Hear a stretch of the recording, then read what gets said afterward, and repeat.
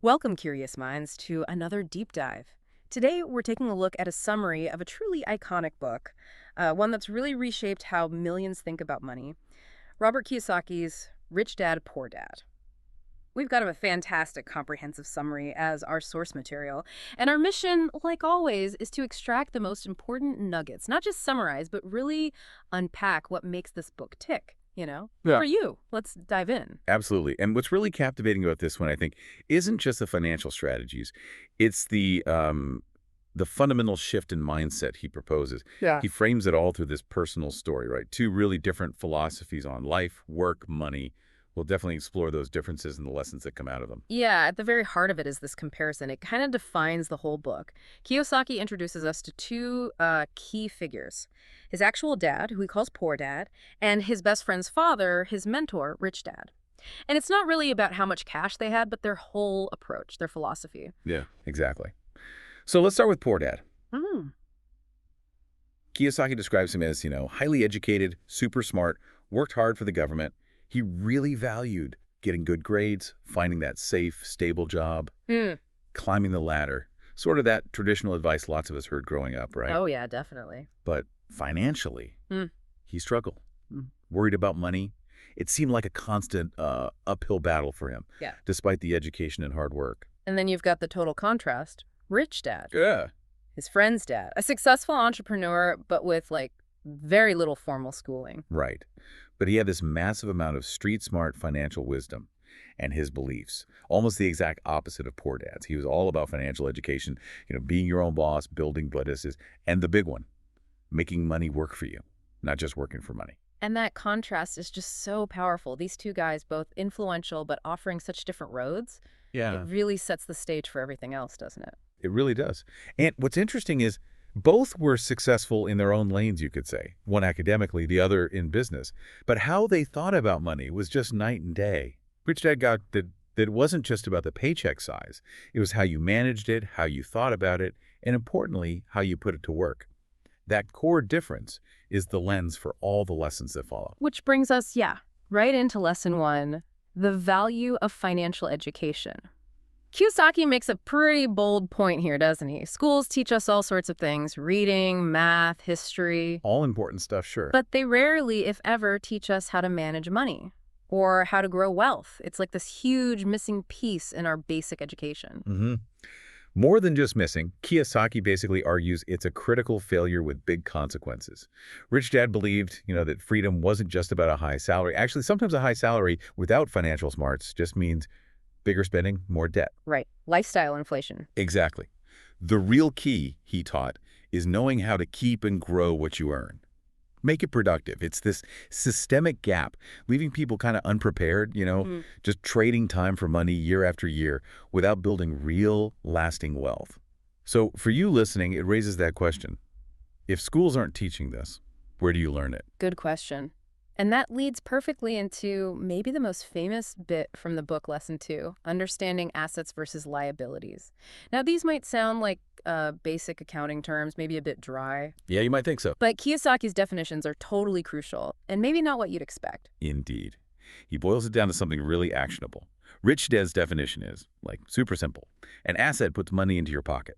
A liability takes money out of your pocket. Forget the complex balance sheets for a minute. It's all about cash flow.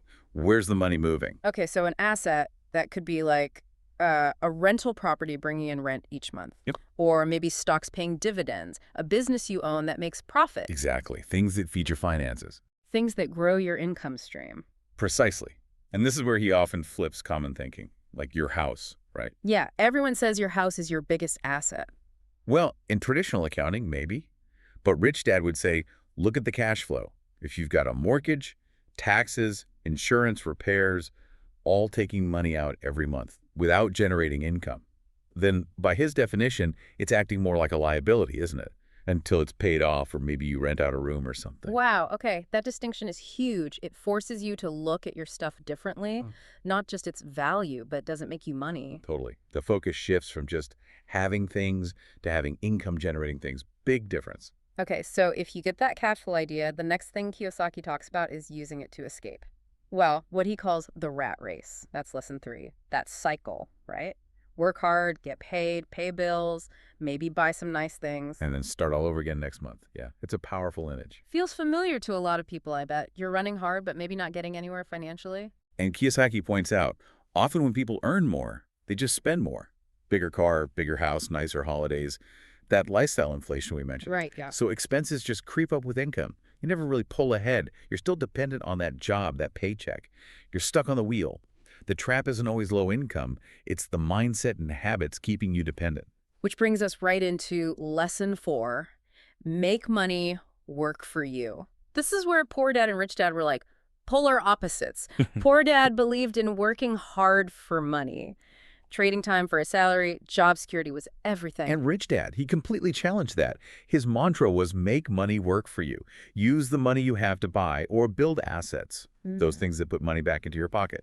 Build businesses, invest strategically, create income streams that don't need your constant day-to-day effort. So it's about building systems, assets that churn out cash. Exactly. Shifting from relying on your own labor, your human capital, to relying on your financial capital. That's the core of financial independence.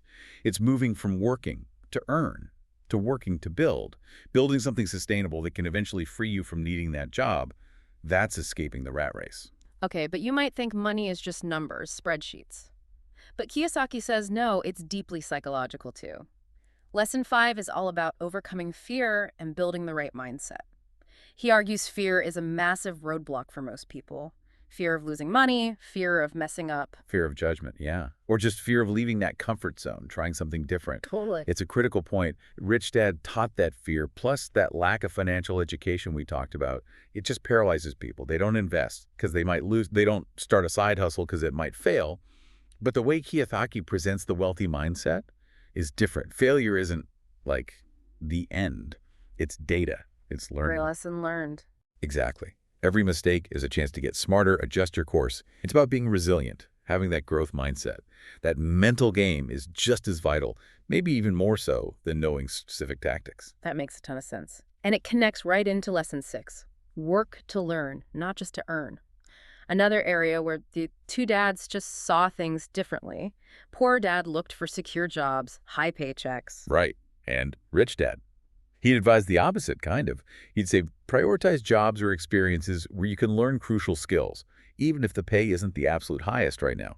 Skills like sales, marketing, communication, negotiation, investing, definitely. Skills that you can take anywhere. Exactly. Skills that help you create opportunities, build things. They transcend any one job. The idea is to build your own toolkit, things that let you create value, solve problems. That leads to real freedom. A salary is kind of short-term security. Skills, they last a lifetime. They're the foundation for actually creating wealth. For you, it's investing in yourself. Okay, building on that. Lesson 7, mind your own business. The summary points out that most people spend their working lives building someone else's business, someone else's dream. Yeah, even if you're a high-paid employee, you're still working on their asset, essentially. Rich Dad's advice here is pretty direct. While you have your job, your profession, you should also be focusing on building your own assets, your own business. So side hustles, investments. Yeah, exactly. It's not necessarily about quitting your job tomorrow. It's about building your own path to independence alongside it. He talked about having your own business, something you own that generates income, even if it starts small. It's about creating these parallel tracks for your financial future. Multiple income streams, taking charge of your own financial destiny, not just relying on an employer. Right, taking control. And then finally, lesson 8, start early and use time wisely. Seems obvious, maybe, but easy to put off. Wealth building takes time, doesn't it? It's rarely overnight. Absolutely. And this lesson really drives home the incredible power of compound growth.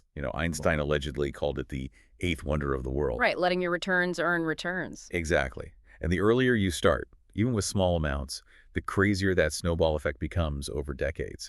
Kiyosaki really stresses you don't need to be rich to start investing. You just need to start consistently. Time is your biggest ally here.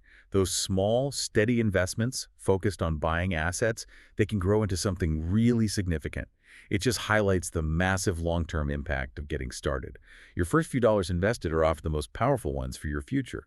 It's less about how much initially and more about just beginning. Okay, so pulling this all together, what's the big takeaway? The core message from this summary, it seems really profound. Real wealth isn't just about a fat paycheck, it's about financial independence. Precisely. It keeps coming back to that key difference. The rich focus on acquiring assets, things that generate income for them, while the poor and middle class often, sometimes without realizing it, accumulate liabilities that drain their money, even things they think are assets. Like that house example. Exactly. So by getting that financial education, understanding assets versus liabilities, focusing on passive income, making money work for you, Kiyosaki argues anyone can actually break out of the rat race and build real, lasting financial freedom. It's a whole way of thinking about your financial life, prioritizing understanding, strategy, and consistent action over just chasing the next raise, designing your financial future, not just reacting to it. Wow. What an incredibly insightful deep dive. Rich Dad, Poor Dad. It really does challenge so much conventional thinking about money, doesn't it? Makes you look at your own money, your habits, even your job maybe, in a completely new light. Absolutely. And maybe for you, the listener, here's a final thought to kind of chew on. If working for money is one way of thinking and having money work for you is the other, what's one small practical thing you could do this week maybe to shift just like 1% closer to that second way of thinking, not just with your cash, but how you think about your time, your skills, your resources generally? Something powerful to consider there. We really hope this deep dive gave you a fresh perspective, maybe some actionable ideas. Until next time, keep digging into those fascinating ideas.